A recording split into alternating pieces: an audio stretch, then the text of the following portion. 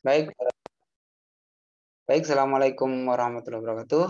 Kita lanjutkan kuliah di topik 7 ya. Kita akan membahas contoh simulasi Monte Carlo yang cukup simpel ya untuk memahami simulasi ini ya. Yaitu kalau terapannya banyak ya. Jadi simulasi Monte Carlo itu contohnya bisa untuk mengetahui berapa probabilitasnya munculnya apa muka gambar misalnya pada pelemparan koin mata uang ya. Nah, kalau kita punya koin mata uang itu kan ada dua sisi ya. Sisi muka gambar atau muka angka gitu ya. Gambar Garuda Pancasila atau angka gitu kan kalau mata uang kita ya. Nah, itu bisa kita simulasikan ya. Nah, kejadian pelemparan mata uang itu dalam kehidupan sehari-hari bisa diasumsikan dengan banyak kejadian yang berulang ya, yang bisa dihitung nilai probabilitas munculnya gitu ya. Nah, nanti kita bahas contoh-contoh terapannya ya. Kemudian juga bisa kita pakai untuk menghitung nilai pi ya. Kalau kamu belajar matematika sering menggunakan konstanta pi ini ya. Misalnya untuk menghitung luas lingkaran, menghitung trigonometri ya, sinus kosinus itu pakai pi ya. Nah, juga bisa menghitung luas area ya, area yang dibatasi oleh fungsi ya, fungsi yang kontinu ya. Nah, dengan teori integral itu ya.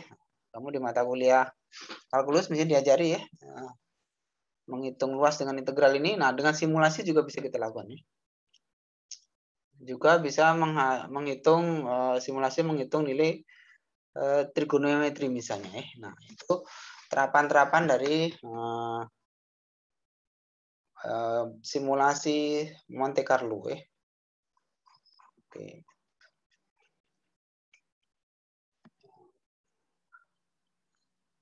Kalau konsepnya ini ya merupakan dasar dari semua algoritma untuk metode simulasi. Jadi cara kerjanya itu dengan membangkitkan nilai random ya. Untuk mendapatkan tingkat kerja yang tinggi maka biasanya percobaan dilakukan berulang-ulang ya. Makin banyak percobaan dilakukan maka nilai probabilitas yang kita cari itu semakin mendekati nilai sesungguhnya gitu ya. Jadi misalnya kalau pengen ketelitiannya 0,1 maka perlu percobaan 1000 kali. Nah, misalnya gitu ya. Nah, nanti bisa kita simulasikan nanti dengan program ya. Ini konsepnya. Bisa dibaca ya detailnya ya. Nanti soal ujian biasanya juga dari slide-slide inilah ya. Setiap masalah simulasi dapat didekati dengan metode Monte Carlo. Nah, contohnya misalnya tentu ada ketentuannya ya. Menggunakan metode ini itu misalnya pertama karakteristik dari metode Monte Carlo nih ya, mampu memformulasikan masalah, membuat overview sistem, menyusun algoritma. Jadi ke algoritma itu mudah ya. Kita lihat contohnya nanti ya. Oke. Nah ini contohnya nih ya. Berapa probabilitas munculnya muka gambar misalnya jika kita melempar koin mata uang sebanyak 1000 kali. Ini juga kalau kita misalnya dalam sistem keamanan jaringan misalnya, berapa peluang munculnya serangan pada sebuah server dalam satu hari? Nah, misalnya kamu bedain antara siang dan malam. Berapa probabilitas atau kemungkinan sebuah server itu diserang oleh hacker? Nah, misalnya gitu kan. Ini terapannya gitu ya. Nah, pada contoh ini kita menggunakan koin mata uang ya untuk supaya lebih jelas gambaran kamu tentang apa yang dimaksud dengan probabilitas terus peluang kejadian gitu ya. Nah, pada contoh ini misalnya ini, sebuah pelemparan koin sebanyak 100 kali diperoleh hasil 45 kali keluar muka dan 55 kali keluar belakang. Jadi muka itu maksudnya gambar ya. Kemudian belakang itu angka misalnya itu ya. Dari data ini didapat nilai probabilitas. Jadi untuk menghitung nilai probabilitasnya berarti kamu melakukan percobaan 45 kali kan? Berarti peluang munculnya muka atau muka itu apa? Angka misalnya. Nah, misalnya uangnya 1000 ya, munculnya angka 1000 itu adalah banyaknya percobaan. Ya, percobaannya 1000 kali ya. Banyaknya muncul muka ya, muka angka nih di sini 45 ya, dibagi dengan banyaknya percobaan ya. Percobaannya 100 kali, muncul mukanya 45, berarti probabilitasnya adalah probabilitas muncul muka angka itu adalah 45 dibagi dengan 100. Nah, gitu ya. Ini algoritmanya ya. Nanti kita buat programnya nanti pakai Python gitu ya. Kemudian kalau begitu bagaimana munculnya atau probabilitas munculnya peluang gambar ya. Gambar berarti ya sama dengan banyaknya gambar muncul ya pada percobaan kita ya. Jadi kita melempar uang sebanyak 100 kali ya. Ini datanya 55 kali keluar gambar atau muka belakang ya, dibagi dengan cacah percobaan ya. Misalnya kita percobaan 100 kali berarti dibagi dengan 100. Nah, otomatis nanti probabilitasnya yang munculnya muka angka ini 0,45 ya. Sedangkan yang muka gambar ini munculnya adalah 0,55. Nah, gitu ya, dengan percobaan sebanyak 100 kali. Pertanyaannya probabilitas tadi kan kalau teorinya munculnya muka angka dan gambar itu kan teorinya probabilitasnya kan sama dengan setengah ya, 0,5 persis harusnya ya. Itu teorinya ya. Tadi satunya 0,48, satunya 0,55 ya. Jadi tidak setengah tapi mendekati ya. Dia mendekati ya di atas di bawah dikit gitu lah ya. Nah, ini kalau disusun algoritmanya ya. Jadi kalau mau dibikin program algoritmanya adalah pertama bangkitkan dulu bilangan random ya. Nah, bilangan random 0 dan 1. Jadi 0 itu dianggap munculnya muka misalnya, muka gambar misalnya. Kalau 1 itu angka gitu ya. Terus lakukan percobaan sebanyak 1000 kali. N-nya 100 ya. N-nya 1000. Nah, terus nanti akan ketemu ada 1000 cacah bilangan ya antara 0 dan 1 gitu ya. Terus kemudian dihitung ya. Nah, berapa yang muka angka, berapa yang muka gambar ya.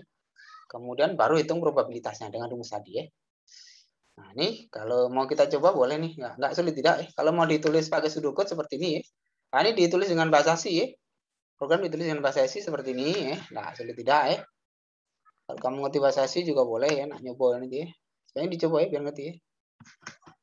Nah, ini kalau mau dihitung, ini teorinya tadi ya, teorinya menghitung nilai probabilitas tadi. Nah, coba sekarang kita coba aja ya supaya mudah ya. Saya sudah nyiapin Python ini, Python programming ya. Nah, saya coba nih. Di video sebelumnya sudah ada juga sebenarnya. Nah, jadi ini saya menerapkan algoritma tadi ya, algoritma yang ada di slide tadi. Dengan Python implementasinya adalah kalau kita mau membangkitkan bilangan random bisa mengimport paket ya, paketnya namanya random ya. Jadi saya ketikkan nih keywordnya import spasi random ya. Kelihatan ya program saya ya. Ya, caranya kamu ditinggikan resolusinya supaya kelihatan. Ini karena kalau saya nggak bisa besain teksnya nih. Atau saya belum tahu nih cara besain font teksnya nih. Nah, apa coba saya zoom coba ya. Kok bisa saya zoom? Nah, ini saya zoom seperti ini. Oh, bisa ya? Bisa dikit ya? Oke. Oke. Nah, bisa dikit nih ya. Ini oke. Nah, ini ya. Jadi pertama import random, terus saya bikin variabel namanya muka gambar ya. Nanti untuk menyimpan hasil hitungan berapa kali muka gambarnya ini muncul gitu ya. Kemudian saya bikin variabel i. Oh, sebenarnya variabel i tidak digunakan, ini saya kelebihan variabel ini ya, tapi nggak apa-apa lah, hapus saja kalau kamu mau niru ya. Terus berapa kejadian muka angkanya ini muncul, ini saya simpan di variabel muka angka ya.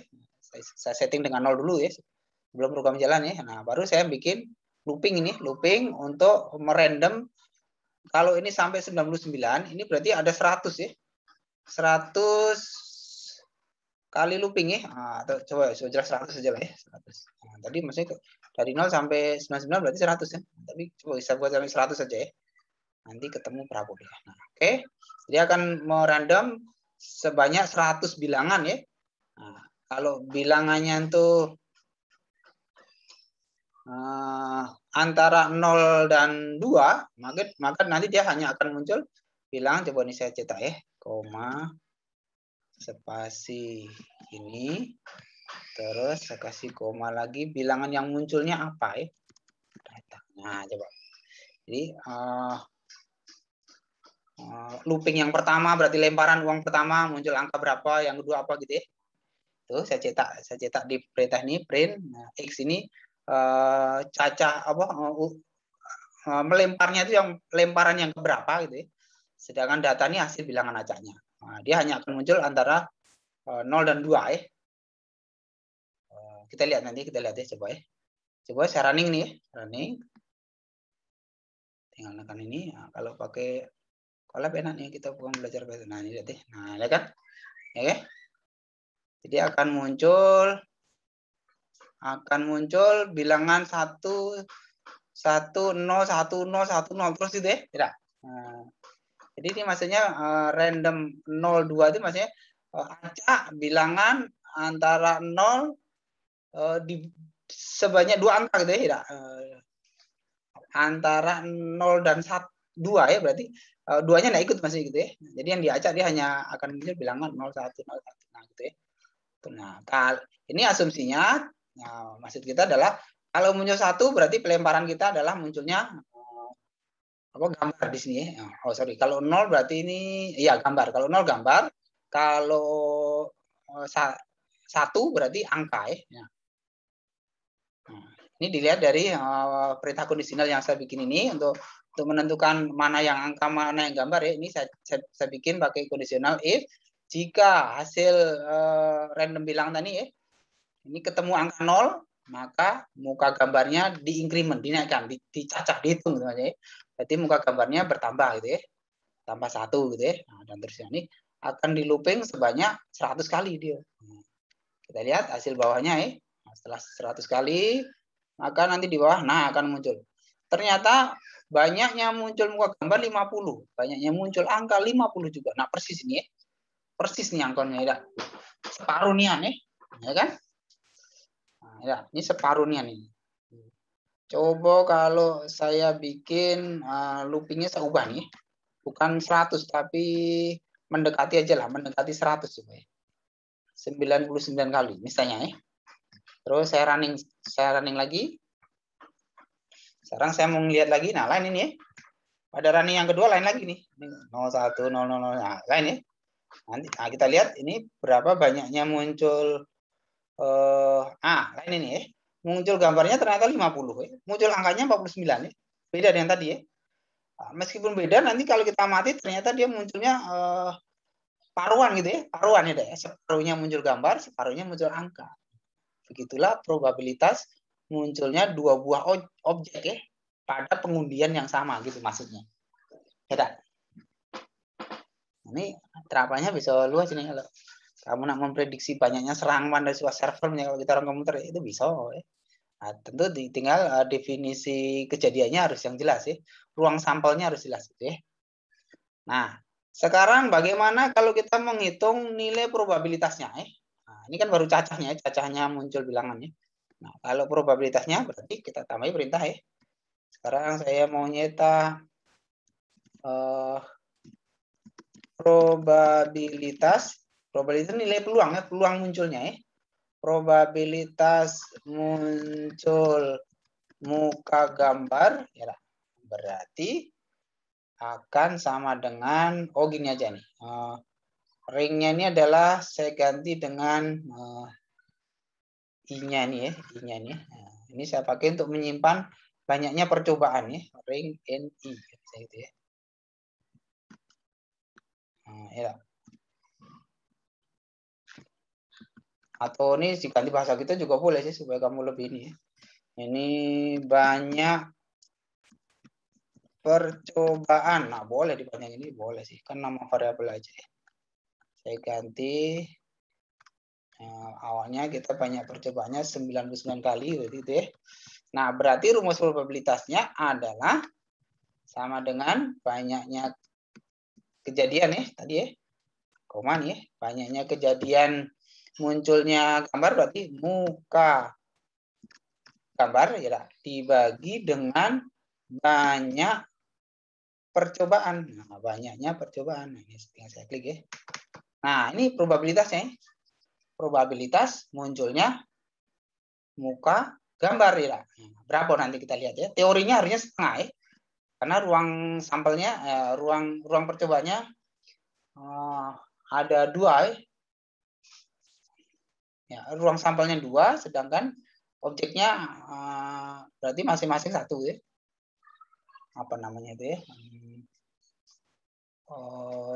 Ruang sampelnya ada 2, terus populasinya 1 ya.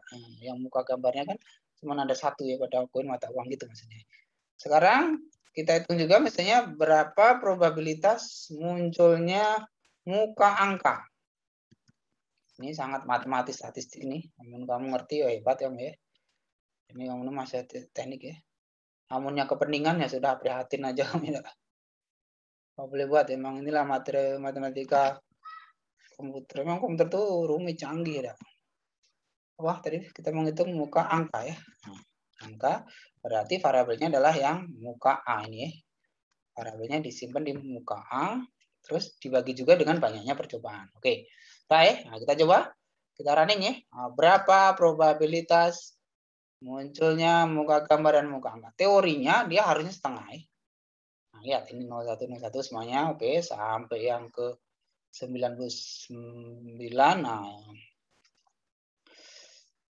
Nah, ternyata segini dia. Oh, yang muka gambar itu agak mendekati setengah ya, tapi yang ini agak jauh ya, agak jauh dari setengah ya, pada percobaan yang pertama ini. Nah, sekarang coba kita naikkan, lihat ini nilainya 0,6 ya, 0,62 taruhlah ya, yang ini 0,384 taruhlah ya, 384 itu 0,62, 0,6 gitu aja berarti ini 0,4 sudah.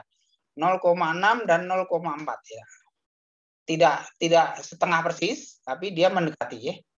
Sekarang kalau saya naikkan, percobaannya sebanyak 500 misalnya. 500 kali. Nah, coba. Kira-kira probabilitasnya apa? Harusnya kamu catat nih tadi ya. Kita bandingin ya. Ini jika simulasinya bagus, maka dia harusnya mendekati setengah nih. Nah, lihat ya. Nah, tadi kan 0,6 ya. Dia turun jadi 0,5 nih. 0,52 ya kalau dibulatkan ya. Taruhlah 0,5 ya. Sedangkan yang ini 0,46 kalau dibulatin juga 0,5 nih ya. Dibulatin 0,5. Nah, jadi kalau kita naikkan banyaknya percobaan, itu nilai probabilitas yang kita temukan itu mendekati teoritis ya, mendekati teoritis. Teorinya adalah harusnya setengah semuanya nih harusnya. Nah, gitu ya. Ini gunanya simulasi nih. Coba ada pertanyaan nggak sampai sini? Harusnya ada kamu. Apa Pak nak cabai-cabai mah itu? Amun kau enggak galak pening ini, kau lakukan lempar mata uang sebanyak 500 kali. Coba kamu itu. Lempar mata uang 500 kali beneran ya. Terus kamu catat ya. Nah, yang pertama muncul apa? Muka angka apa gambar itu. Kalau angka 1, kalau gambar 0. Dia catat sampai 500 kali.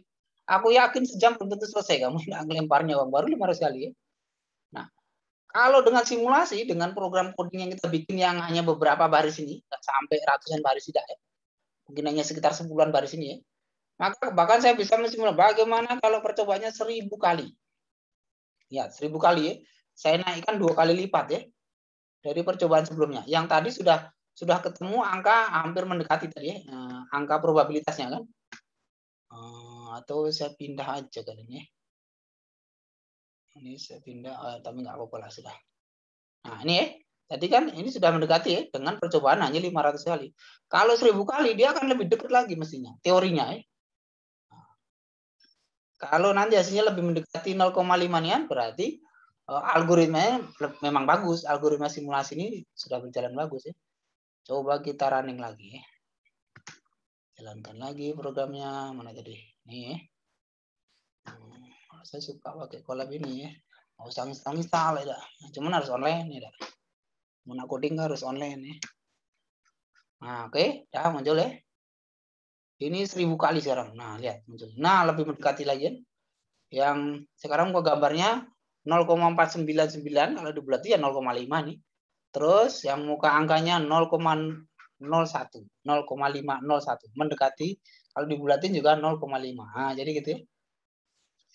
Kamu percobaannya 1.000.000 kali, nah lebih presisi lagi gitu maksudnya. Ada nggak pertanyaan sampai sini? Ada pertanyaan boleh? Atau ada yang ngikuti saya? Coba ada nggak yang ngikuti saya? Codingnya ini saya pasang di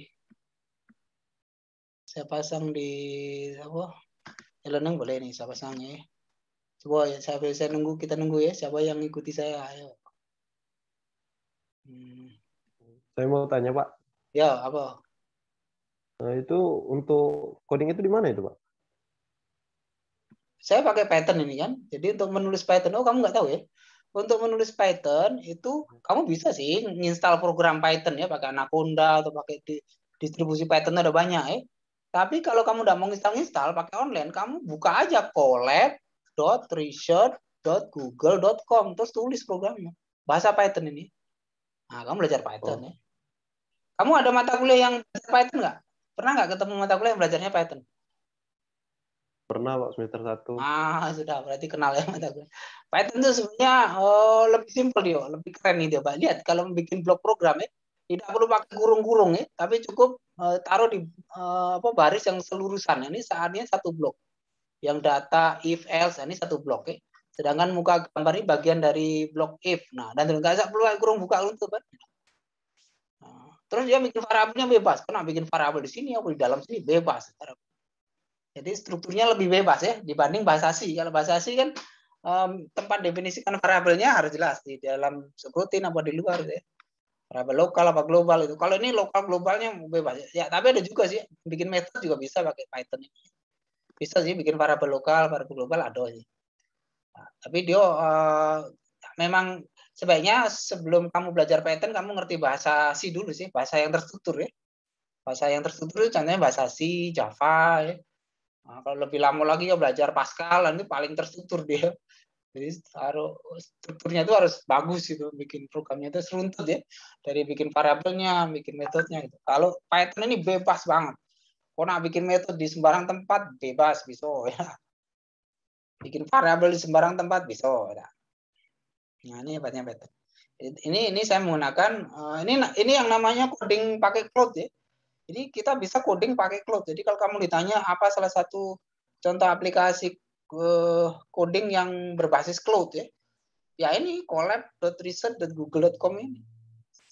Ini keren loh. Jadi ini program ini jalan di servernya Google ya. Jadi kalau komputer kamu hanya komputer ecek-ecek nggak masalah karena ini kan dikirim ke webnya servernya Google terus servernya Google yang merunning ya. Jadi misalnya program kamu itu kompleks ya. Misalnya kalau dijalankan di komputer kamu memori nggak akan muat ya. Misalnya contohnya menganalisa algoritma ngitung metrik misalnya metrik yang dimensinya sampai jutaan itu ya. Itu memori kamu bisa nggak muat itu kamu tulis di sini jalan dia nah. Karena pakai servernya Google kan hebat dia. Ini gunanya collab ya. Oke, ada lagi? Nah, ini caranya kamu ketik aja collab.research.google.com terus login ya pakai akun Gmail kamu terus langsung tekan code ini aja nanti muncul tempat ngetik codingnya ketikkan ya. Oke, saya pasang di sini dulu coba nih apa codingnya ya. Ini contoh simulasi Monte Carlo yang masih sederhana nanti yang cara menghitung pi itu nanti kita coba juga boleh. Nah, jadi maksud saya biar kamu tuh nggak hanya tahunya tuh bahasa C atau bahasa coding web itu ya HTML, JavaScript ya itu harus tahu juga kamu. Jadi kalau sarjana komputer ya harus bisa lah bikin web ya. Apalagi bikin aplikasi mobile tuh mudah banget itu pakai platform-platform yang ada template-templatenya itu mudah sebenarnya. Itu harus bisa ya. Tapi coding dengan bahasa pemrograman yang up to date ya Python. Dulu kalau waktu saya kuliah 1 sih juga belum belajar juga Python. Belum kenal, belum ada malah Python. Saya tahunya juga hanya C, Pascal itu lah. Tapi saya belajar sendiri ya bisa ya. Ini coba ya saya pasang di sini. Ini tugas topiknya. Harusnya itu kamu bikin dewa nih. Atau sudahlah nanti di video aja kan videonya kan ini. Tapi kalau kamu coding nggak telaten salah-salah biasanya. Python itu juga sensitif loh ya, besar kecil. lain ya. Nah, coba saya pastikan di sini nih.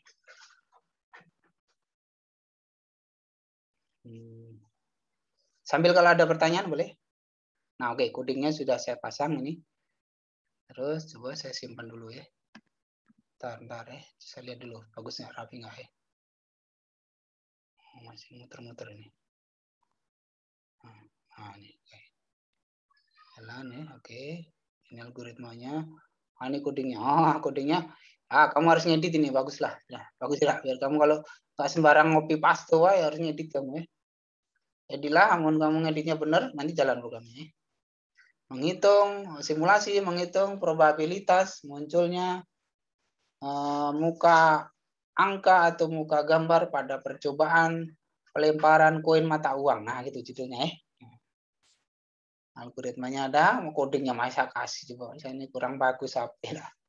Kamu tinggal ngedit-ngedit, wah itu tidak bikin lagi ya.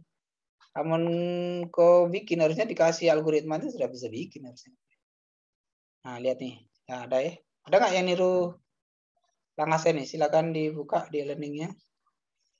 Di topik 7 ya. Ada algoritmanya lengkap dengan codingnya. Codingnya pakai Python ya.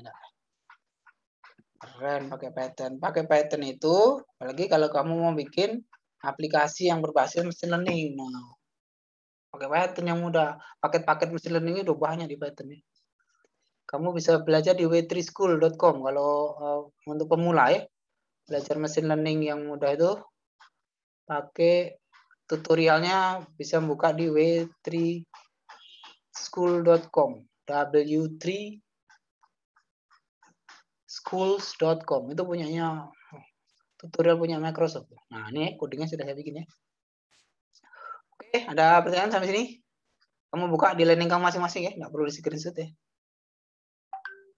Kalau ada pertanyaan boleh. Atau ada yang mau share screen, nah silakan. Saya tunggu. Menunjukkan ngikuti saya enggak ya? Salah enggak apa-apa ya? Saya bikin Pak, tapi belum jalan, nah boleh. Nanti kita pandu ya, salahnya di mana? Silakan yang mau share screen. Ya baik, jadi inilah contoh